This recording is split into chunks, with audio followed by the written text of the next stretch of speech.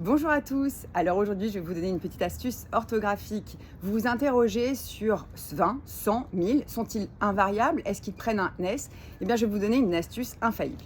La première c'est pour 20 et 100. Donc ce qu'il faut bien savoir c'est que 20 et 100 sont hyper sociables. Ça veut dire qu'ils ont besoin d'être toujours très entourés et des deux côtés. Alors comment ça se traduit ça exactement? Ça veut dire que si vous avez un chiffre devant 20 ou 100 mais rien derrière, ils se sentent malheureux, ils se sentent seuls et donc il faut leur ajouter un ami et hop hop hop hop hop, il y a un petit S qui vient à la fin pour servir de deuxième ami pour qu'il reste bien entouré des deux côtés. Donc par exemple 200, 100 se sent un peu seul. Hop hop hop hop hop, le petit S vient, il se met à la fin de 100, donc il y a un S à 200.